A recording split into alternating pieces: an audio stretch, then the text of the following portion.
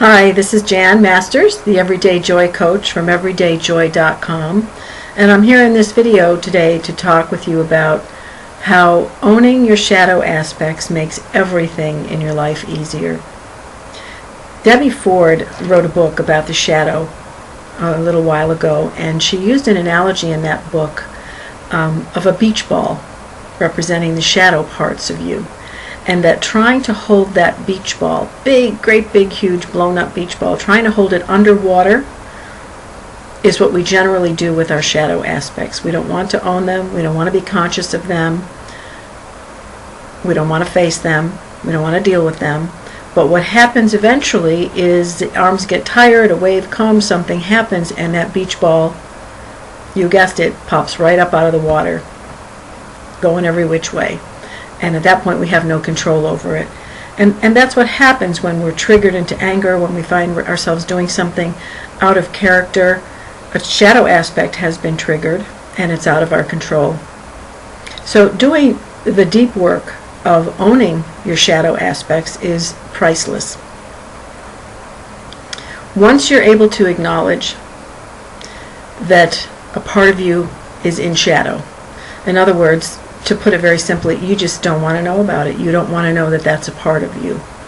I'll give you a good example. I worked with a client the other day, and she was owning the part of her that is able to get extremely angry and express that anger very righteously and very powerfully, and to do whatever it takes to hold her boundaries and her limits and to not let anybody screw around with her.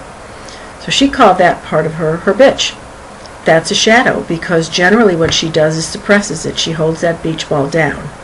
Okay? So what we're looking for is the path of ease, where you are able to name that shadow part of you, acknowledge the shadow part of you, and begin to look for the gifts in it. For example, for this client, it was the ability to express very clearly the fact that she knows beyond a doubt what her limits are, what her boundaries are, and she knows when somebody's stepping on her toes. And once she begins to own that and embrace the gifts in that shadow aspect of herself, it's like turning on a valve that has been shut down tightly for a long time, holding energy back. So once that valve is opened, then energy can flow. And then energy can flow between that part of herself when that's a helpful thing to do, and its polar opposite, which is the passive part of her. There's a place for every part of us. If you think of ourselves like a great big disco ball with all these facets, every one of them has validity. Ego has just decided in judgment which ones are acceptable, which ones are not. But it requires so much energy to hold the shadow parts down, and in doing so we rob ourselves of not only energy but skills and talents and gifts and abilities.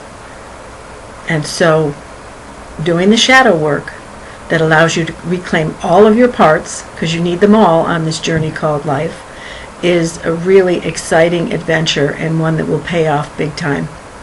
I hope this has been helpful. This is Jan Masters, the Everyday Joy Coach from everydayjoy.com. I'm here to help.